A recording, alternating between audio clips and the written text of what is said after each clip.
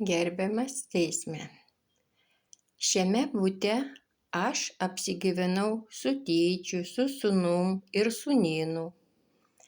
Tėtis numirė, aš paveldėjau šitą butą, nes buvo užvesta pas notarą byla. Tačiau iki pačiol mano sūnaus čia nedeklaruoja. Jie kažką tai nori su manim padaryti, fiziškai tikriausiai susidoroti. Jiems nepavyko mane įvaryti į skolas.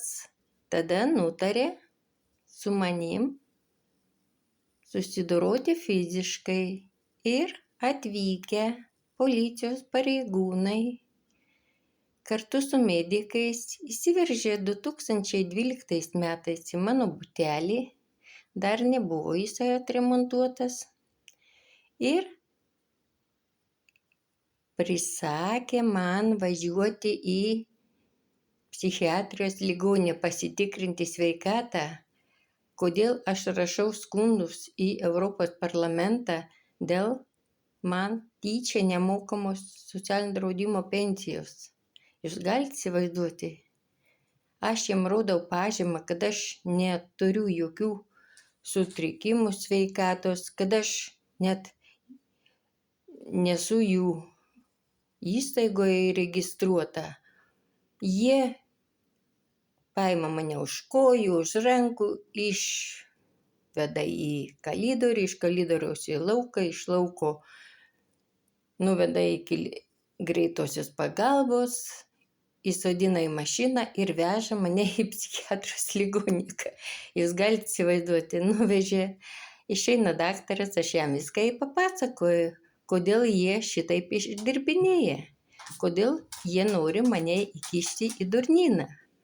Tai daktaras viską suprato ir pasakė: Danutė, jūs ne pirma, kurią čia atveža, vien kad užvaldyti butą. Daugiau nerašykit skundų ir eikit į namus. Taip aš ir nuėjau, bet kokia aš buvau pažeminta prieš sūnų, prieš kaimynus.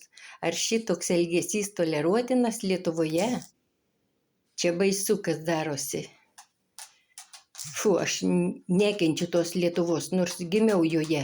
Nekenčiu jos. Dar kartą pasakysiu gerbiamam teismui, nekenčiu aš jos. Ir aš viską padarysiu, kad aš atgaučiau tą žalą, kurią man padarė Lietuvos valstybė.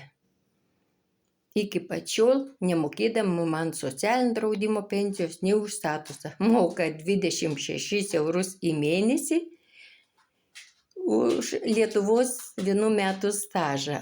O tėčio 1,5 metų, kad slaugiau, šito stažo nepriskaičiavo.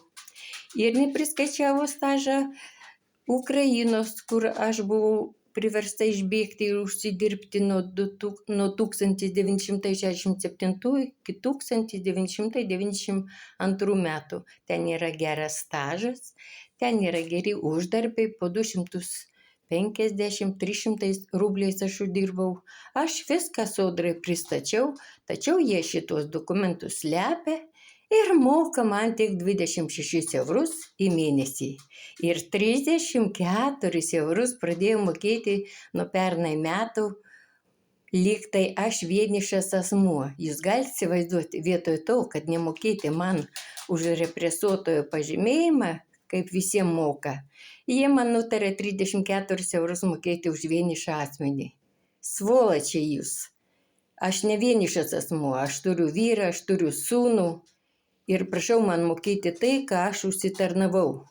Priešingų atveju bus viskas papasakota, kaip jūs čia išdirbinėjate su šitais butais. Čia visi gyvena Vilniaus miesto savivaldybės tarnautojai ir Vilniaus miesto būsto. O tie žmonės, kurie sugrįžo iš priverstinės tremties, su jais yra bandoma susidoroti fiziškai.